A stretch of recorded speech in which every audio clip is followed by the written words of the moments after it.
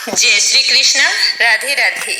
श्री हरि के भक्तों की उज्जवल भविष्य की कामना करते हुए सुनते हैं एकादशी की संपूर्ण व्रत कथा। तो सारे भक्तजन इस कथा को प्रसन्नचित मन से एकाग्र होकर सुने।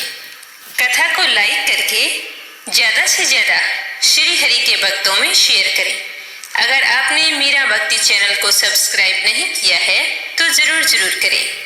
श्री हरि के आशीर्वाद से आपके सारे मनोरथ पूर्ण हों। प्रेम से बोलो श्री हरि के मोहिनी अवतार की जय हो।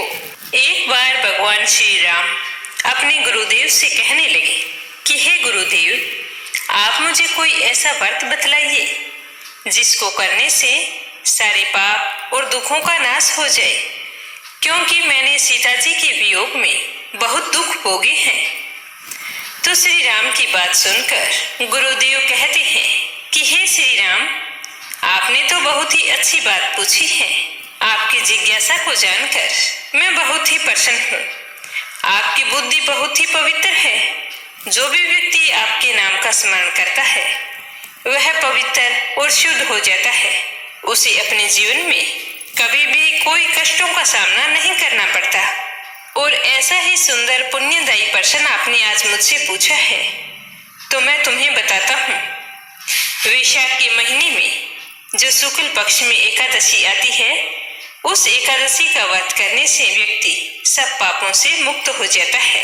हे श्री राम, मैं तुम्हें इस एकादशी से जुड़ी हुई एक पौराणिक कथा सुनाता हूँ कि किस प्रकार मोहिनी एकादशी का व्रत करने से एक पापी व्यक्ति को मुक्ति मिली थी। तुम एकाग्रचित होकर सुनना। प्राचीन काल में सरस्वती नदी के तट पर भद्रावती नाम की एक नगरी थी, जिसमें ज्योतिमान नामक चंद्रवंशी राजा राज करता था। यहाँ धनपाल नाम का एक धनी वैश्य भी रहता था। वह धार्मिक, दयालु और भगवान विष्णु का परम भक्त था। वह हमेशा गरीबों की मदद करता और धार्मिक कार्यों में सबसे आगे रहता था। उस धनपाल के 5 पुत्र थे। उनके नाम थे सुमना, सुबुद्धि, मेधावी, सुकृति और धृष्टबुद्धि। जिनमें सबसे छोटा पुत्र था, उसका नाम धृष्टबुद्धि था। धृष्टबुद्धि का स्वभाव अपने पिता से बिल्कुल ही उल्टा था। वह छोटी सी उम्र में ही बुरी संगति में पड़ गया था। वह जुआ खेलता, शराब पीता और अनैतिक कार्यों में लिप्त हो गया था। उसने कभी भी अपने कुल के मान सम्मान के बारे में नहीं सोचा। सारी परंपराओं को तोड़कर अपने पिता का धन बेकार के कामों में लगा देता और रात दिन व्यसनों में डूबा रहता था और परिवार की इज्जत को हर समय ठेस पहुंचाता था। उसकी हरकतों से तंग आकर धनपाल ने उसे कई बार समझाया कि बेटा, तुम्हारा ऐसा करने से हमारी बदनामी होती है। हम अच्छे घर से हैं, अच्छे कुल से हैं, हमारे 7 पीढ़ी तक कोई दाग नहीं है, और तुम्हारे ऐसा करने से हमारी 7 पीढ़ियों पर दाग लगता है। अतः तुम इस अधर्म के रास्ते को छोड़कर धर्म के रास्ते को अपनाओ। मुझे विश्वास है कि तुम मेरे पुत्र होकर मुझे निराश नहीं करोगे। इस तरह धनपाल ने अपने पुत्र को समझाने की खूब कोशिश की, लेकिन उस पर कुछ भी असर नहीं हुआ। वह पहले की तरह ही धन को बेकार के कामों में लगाता रहा, दिन रात व्यसनों में डूबा रहता। इससे धनपाल के हृदय को बड़ी ही ठेस पहुंची। धनपाल बहुत ही दुखी हुआ। दुखी हृदय से आखिरकार उसने परिवार और समाज की मर्यादा को बचाने के लिए अपने पुत्र को घर से निकाल दिया। अब धृष्टबुद्धि के पास ना धन था ना सम्मान बाकी था। वह गांव-गांव भटकने लगता, लेकिन उसकी बुरी आदतों के कारण उसे कोई भी आश्रय देने के लिए तैयार नहीं था। अब वह क्या करता? उसने धीरे धीरे चोरी करना शुरू कर दिया। तो एक बार वह चोरी करते हुए पकड़ा गया। तो लोगों ने देखा कि वेश्या का पुत्र है, वह बहुत ही अच्छा आदमी है। अगर हम इसे पकड़कर राजा के सामने पेश करेंगे तो इससे उसकी बदनामी होगी। तो उन्होंने उसे सावधान करके छोड़ दिया कि आगे से फिर कभी ऐसी गलत हरकत मत करना। लेकिन दृष्ट बुद्धि पर कोई असर नहीं हुआ। वह वैसे ही चोरी करता रहा।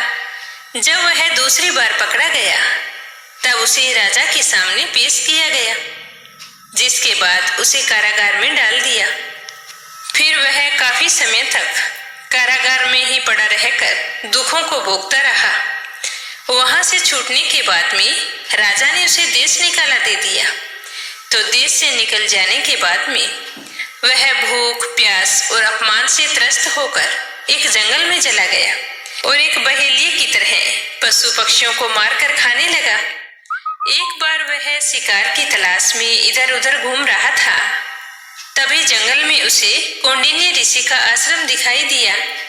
उस समय वैशाख का महीना चल रहा था और आश्रम में मोहिनी एकादशी की तैयारियां हो रही थी। ऋषि के शिष्य भगवान श्री हरि विष्णु की पूजा की व्यवस्था कर रहे थे। तो दृष्ट बुद्धि बुरी तरह से थक चुका था और जैसे तैसे चलकर आश्रम पर पहुंचा और वहां जाकर शरण मांगी। तो कौंडिन्य ऋषि ने पूछा कि तुम कौन हो और इस तरह से क्यों भटक रहे हो। तो कौंडिन्य ऋषि के पूछने पर दृष्ट बुद्धि ने अपनी दुख भरी दास्तान उन्हें सुनाई और उसने पापों से मुक्ति और अपने जीवन को सुधारने का उपाय पूछा। कहा कि हे ऋषिवर, कि अब मैं अधर्म के रास्ते पर चलकर थक चुका हूँ, अपने पापों से मुक्ति पाना चाहता हूँ। मुझे उम्मीद है कि आप मुझे निराश नहीं करेंगे, पापों से मुक्ति का कोई ना कोई उपाय जरूर बताएंगे। तो उसकी हालत देखकर कौंडिन्य ऋषि को दया आ गई और उन्होंने कहा कि बेटा, तुम मोहिनी एकादशी का व्रत करो। इस व्रत को करने से तुम्हारे सारे पाप नष्ट हो जाएंगे। यह व्रत इतना शक्तिशाली होता है कि यह बड़े से बड़े पापी को भी मोक्ष का मार्ग दिखा सकती है। इस तरह बताकर कौंडिन्य ऋषि ने दृष्ट बुद्धि को एकादशी व्रत की महिमा बताते हुए व्रत की सारी विधि समझाई। तो दृष्ट बुद्धि ने ऋषि की बात मान ली और पूरे मन से मोहिनी एकादशी व्रत करने का संकल्प लिया। दूसरे दिन एकादशी का व्रत था, तो उसने सुबह जल्दी उठकर स्नान किया और उसी आश्रम में कौंडिन्य ऋषि के शिष्यों के साथ मिलकर पूजा में भी हिस्सा लिया और पूरा दिन भूखा रहकर व्रत रखा। पूरी श्रद्धा से इस व्रत को पूरा किया। तो मोहिनी एकादशी व्रत को करने से उसके सारे पाप धुल गए, उसका मन शुद्ध हो गया और उसे अपनी गलतियों पर बड़ा ही पश्चाताप होने लगा। भगवान विष्णु जी के आशीर्वाद से उसकी बुद्धि और उसका जीवन बदल गया। वह एक धर्मी, ईमानदार और सम्मानित व्यक्ति बन गया। समाज में खोया हुआ मान सम्मान और इज्जत उसे वापस मिल गया। जब उसके पिता को इस बात का पता चला तो वो बहुत ही खुश हुए और सम्मान पूर्वक अपने पुत्र को अपने घर बुला लिया। फिर एक अच्छे घर में उसका विवाह तय हो गया। विवाह होने के बाद में वह अपने परिवार के साथ सुखी जीवन व्यतीत करने लगा। अपने जीवन के समस्त सुखों को भोगता हुआ अंत में मोक्ष धाम को प्राप्त हुआ। कहते हैं कि इस प्रकार जो भी व्यक्ति मोहिनी एकादशी के व्रत को करता है और इस दिन दृष्ट बुद्धि की कथा को सुनता है या सुनाता है, वह जीवन में सुख, सम्मान और आध्यात्मिक उन्नति प्राप्त करता है। उसे अपने जीवन में कभी भी कोई चीज का अभाव नहीं रहता। समस्त सुखों का भोग करता हुआ अंत में मोक्ष धाम को प्राप्त होता है। प्रेम से बोलो श्री हरि विष्णु भगवान की जय हो। अब अपने सुनते हैं 12 मासी एकादशी व्रत कथा। एक बार एक राज्य में एक राजा रहा करता था। राजा बहुत ही बुद्धिमान और बलशाली था। राजा सदैव अपनी प्रजा का बहुत ही अच्छे से ध्यान रखता था। प्रजा भी अपने राजा को बहुत पसंद करती थी। उस राजा की 2 बेटियां थीं। राजा अपनी दोनों बेटियों से बहुत ही प्रेम करता था। राजा की छोटी बेटी देखने में बहुत ही सुंदर और आकर्षक थी। राजा की बड़ी बेटी छोटी बेटी के मुकाबले थोड़ा कम सुंदर थी। राजा की छोटी बेटी ग्यास माता की पूजा किया करती थी और सभी लोग राजा की छोटी बेटी से बहुत ही प्रेम करते थे और बहुत ही उसकी प्रशंसा किया करते थे। राजा भी अपनी छोटी बेटी को बड़ी बेटी से अधिक प्रेम करते थे। इसका कारण यह था कि राजा की छोटी बेटी का स्वभाव बहुत ही अच्छा था। वह अपने नगर वासियों से, आम लोगों से बहुत ही अच्छे से बात करती थी, इसीलिए वह सबकी चहेती थी। यह सब देखकर राजा की बड़ी बेटी को बहुत ही जलन होती थी। वह अपनी छोटी बहन से बहुत ही नफरत करने लगी। ऐसा करते करते समय बीतता गया। राजा की दोनों बेटियां बड़ी हो गई। तब एक पड़ोसी राज्य में रहने वाला राजकुमार राजा की बड़ी बेटी के लिए रिश्ता लेकर आया। लेकिन जैसे ही उस राजकुमार की नजर राजा की छोटी बेटी पर पड़ी तो वह राजकुमार की छोटी बेटी पर आकर्षित हो गया और उसने राजा को उनकी बड़ी बेटी से शादी करने के लिए मना कर दिया। तो राजा ने उस राजकुमार से पूछा कि ऐसी क्या बात है, तुमने मेरी बेटी से विवाह करने के लिए मना क्यों कर दिया? तो राजकुमार ने हाथ जोड़कर कहा कि मैं आपकी छोटी बेटी से विवाह करना चाहता हूँ। तो राजा ने कहा कि कोई बात नहीं, ठीक है, अगर तुम मेरी छोटी बेटी से विवाह करना चाहते हो तो छोटी के साथ कर दूंगा। लेकिन यह बात जब राजा की बड़ी बेटी को पता चली तो वह अपनी छोटी बहन पर बहुत ही गुस्सा हुई और अपनी ही बहन को अपना दुश्मन मान बैठी और उससे बदला लेने की सोचने लगी कि इसकी वजह से मेरी शादी टूट गई। तो मन ही मन राजा की बड़ी बेटी अपनी छोटी बहन को जान से मारने का षड्यंत्र रचने लगी। तो एक दिन उसने अपनी छोटी बहन को मारने के लिए उसके लड्डू में जहर मिला दिया और फिर अपनी बहन को खाने के लिए दे दिया। राजा की छोटी बेटी ने उस लड्डू को खा लिया, लेकिन फिर भी उसको कुछ नहीं हुआ क्योंकि वह ग्यास माता के व्रत और पूजा पाठ किया करती थी। तो उसकी बहन ने देखा कि उसे जहर का लड्डू खाने के बाद भी कुछ नहीं हुआ तो वह बहुत ही आश्चर्यचकित हुई, लेकिन उसने हार नहीं मानी। उसने एक दिन अपनी छोटी बहन जब वो कमरे में सो रही थी तब एक मटके में सांप रखकर उसके कमरे में छोड़ दिया, लेकिन वह जहरीला सांप भी उस छोटी बहन का कुछ नहीं कर पाया। तो यह देखकर राजा की बड़ी बेटी बड़ी ही हैरान होती थी कि इसे कुछ होता क्यों नहीं है। तो एक दिन वह अपनी छोटी बहन से बोली कि चलो बहन, हम कुएं से पानी भरकर लाते हैं, आज हमारी इच्छा है कि हम पानी लेकर आए। तो वह अपनी छोटी बहन को लेकर पानी भरने के बहाने कुएं पर ले गई। जैसे ही छोटी बहन कुएं के पास हुई तो बड़ी बहन ने अपनी छोटी बहन को कुएं में धक्का दे दिया, लेकिन छोटी बहन को तो कुछ नहीं हुआ क्योंकि हर बार ग्यास माता उसकी रक्षा कर रही थी। और उधर बड़ी बहन अपने सारे प्रयास असफल होते देखकर बहुत ही क्रोधित होती जा रही थी। फिर उसने अपनी छोटी बहन के पास जाकर खुद ही उसे पूछा कि मेरी छोटी बहन, तुमको पता है भगवान ने सबकी मृत्यु एक निश्चित समय पर लिखी हुई है और कैसे तुम्हारी मृत्यु होगी यह तो तुम भी नहीं जानती। तो इतना सुनते ही छोटी बहन ने कहा कि बहन, मैं तो जानती हूँ कि मेरी मृत्यु कैसे होगी। तो छोटी बहन के मुंह से ये बात सुनकर बड़ी बहन मन ही मन बहुत ही प्रसन्न होने लगी। उसे अपनी छोटी बहन से कहा, मुझे अपनी मृत्यु का राज बताओ तो ही मैं मानूंगी, क्या पता तुम झूठ बोल रही हो।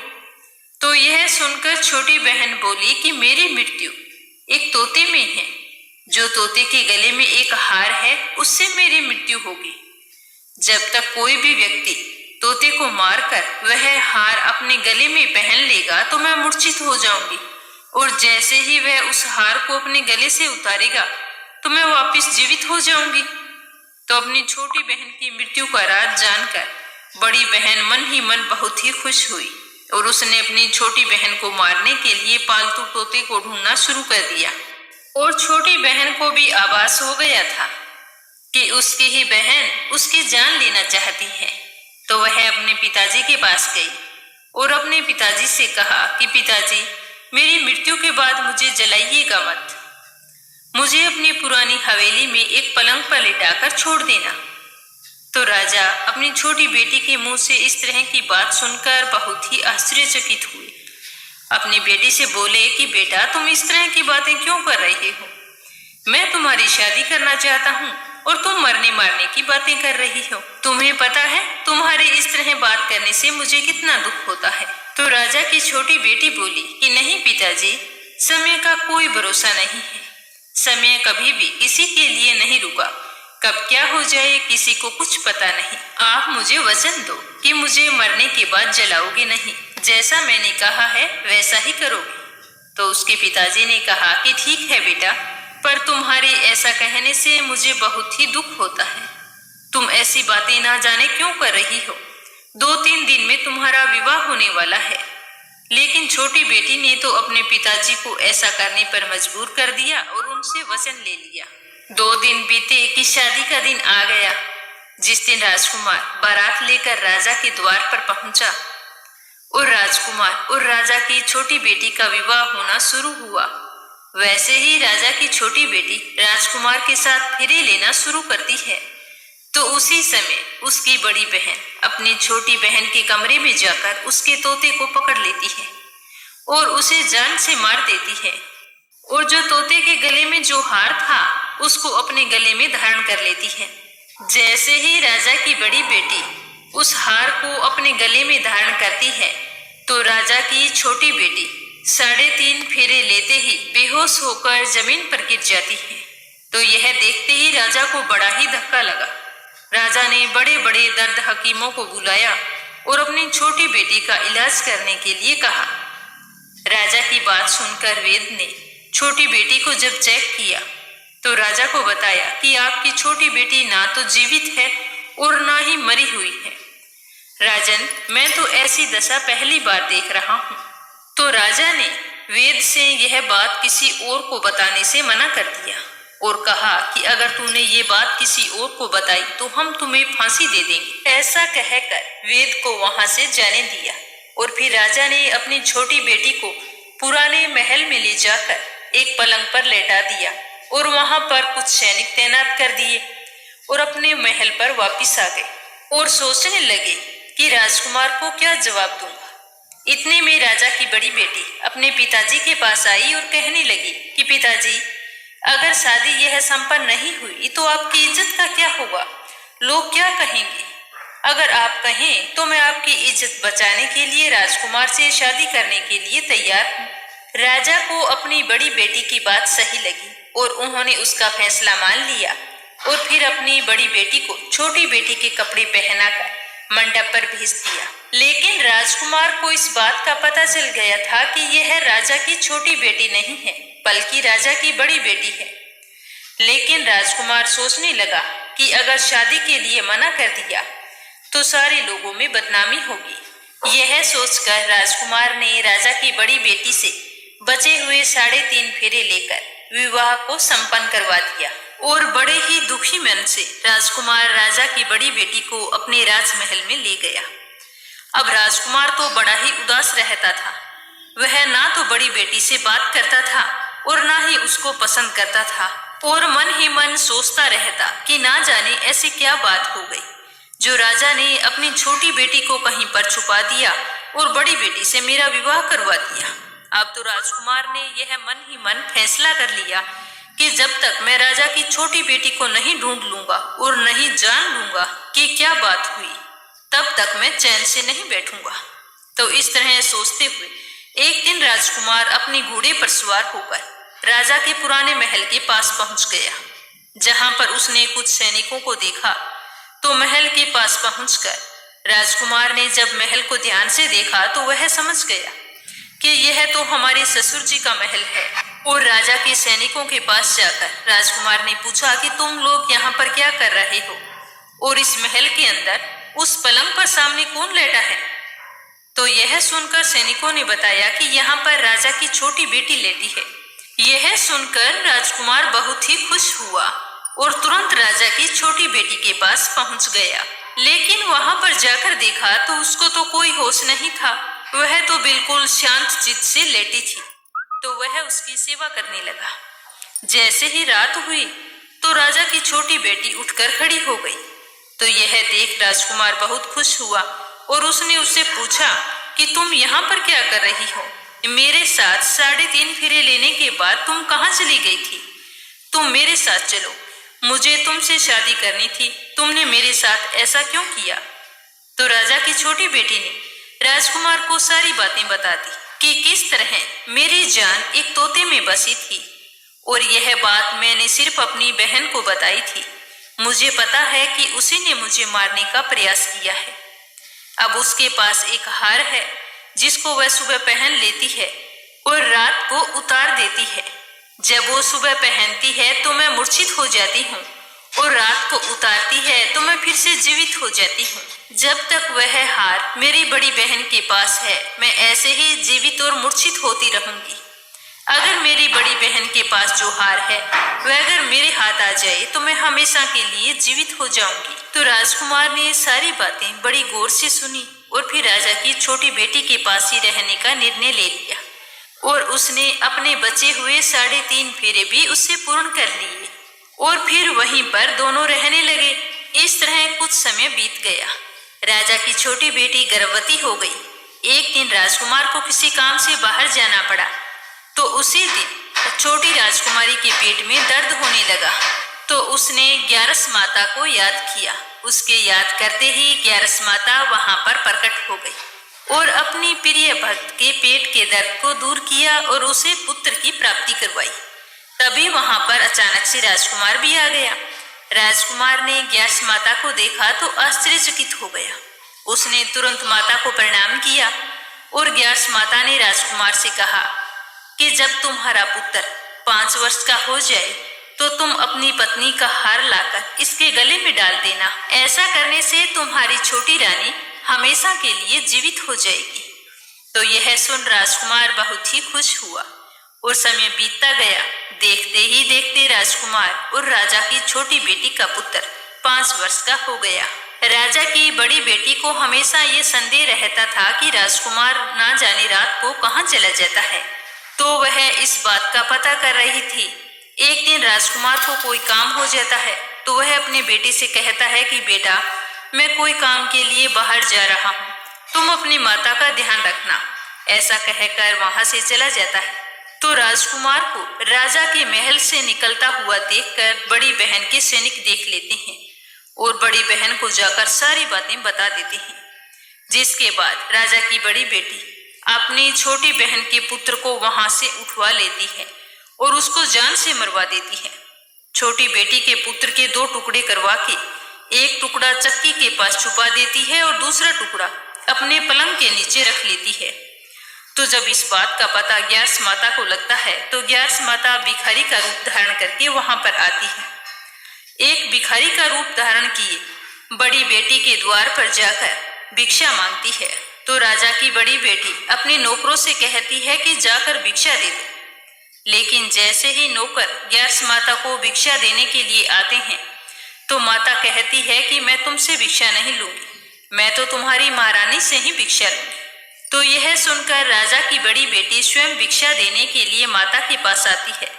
तब माता एक बिल्ली का रूप धारण करके उसके कमरे में चली जाती है और वहां पर जाकर छोटी बेटी के पुत्र के जो टुकड़े होते हैं उनको आपस में जोड़कर जीवित कर देती है और वहां से ले जाती है और ले जाकर राजकुमार को सौंप देती है और सारी बात उसे बताती है। तो राजकुमार ग्यारस माता का धन्यवाद करते हुए अपने बेटे को लेकर राजा की बड़ी बेटी के पास लेकर जाता है और कहता है कि तुम इसका अच्छे से ध्यान रखना। अगर तुम इस बच्चे का अच्छे से ध्यान रखोगे तो ही मैं तुमसे बात करूंगा। तो उसने कहा कि ठीक है। तो अब वह राजकुमार और उसका बेटा और राजा की बड़ी बेटी एक साथ वहीं पर रहने लगे। ऐसा करते करते कई दिन बीत गए। एक दिन राजकुमार अपने बेटे से कहता है कि बेटा, तुम जाओ और अपनी बड़ी माँ के गले में जो हार है उसे तुम मांग कर लाओ। तो वह लड़का अपने पिता की बात सुनकर अपनी बड़ी माँ के पास जाकर कहता है कि माँ, तुम्हारे गले में जो हार है वो मुझे चाहिए। तो यह सुनकर उसकी बड़ी माँ पहले तो बहुत ही क्रोधित होती है, पर उसको याद आता है कि राजकुमार ने कहा था कि अगर मैं इस बच्चे का अच्छे से ध्यान रखूंगी तो ही वो मुझसे बात करेगा। यह सोचकर वह अपने गले में से हार निकालकर उस बच्चे को दे देती है और वह बालक तुरंत उस हार को ले जाकर अपने पिताजी को दे देता है। तो यह देखकर राजकुमार बहुत ही खुश होता है और अपने बेटे को लेकर वहां से जाने लगता है और अपनी पत्नी से कहता है कि अभी तो मैं कोई काम के लिए बाहर जा रहा हूँ, शाम को तुम मेरे लिए खाना बनाकर रखना। आज शाम को मैं तुम्हारे साथ ही आकर खाना खाऊंगा। यह कहकर वह अपने बेटे को लेकर वहां से चला जाता है और वहां से सीधा राजा के पास जाता है। राजा को जाकर सारी बात बता देता है। राजा अपनी बड़ी बेटी की यह करतूत सुनकर बहुत ही क्रोधित होते हैं और अपनी ही परवरिश को दोष देने लगते हैं। और राजा के यह भी समझ में आ गया कि क्यों उनकी छोटी बेटी ने कहा था कि अगर मेरी मौत हो जाती है तो मुझे जलाना मत, क्योंकि उनकी बेटी को पहले से पता था कि उसी की बहन उसको मारना चाहती है। तो राजा ने तुरंत राजकुमार को अपनी छोटी बेटी के साथ रहने का आदेश दिया और अपनी बड़ी बेटी को देश निकाला दे दिया। तो इस तरह राजा की छोटी बेटी को ग्यारस माता के व्रत और पूजा पाठ से अपना खोया हुआ मान सम्मान और अपना जीवन पुनः प्राप्त हुआ। हे एकादशी माता, जिस तरह आपने राजा की छोटी बेटी की रक्षा की उसी तरह सबकी करना। बोलो एकादशी माता की जय हो। तो ये थी मोहिनी एकादशी व्रत पर सुनी जाने वाली पौराणिक कथा। सुनकर सभी श्रोताओं को कैसा लगा कमेंट करके जरूर बताना और आपकी अपनी प्रिय मीरा भक्ति चैनल को सब्सक्राइब करके इस कथा को ज्यादा से ज्यादा शेयर करना। श्री हरि का आशीर्वाद आप सब पर हमेशा बना रहे। आपके उज्जवल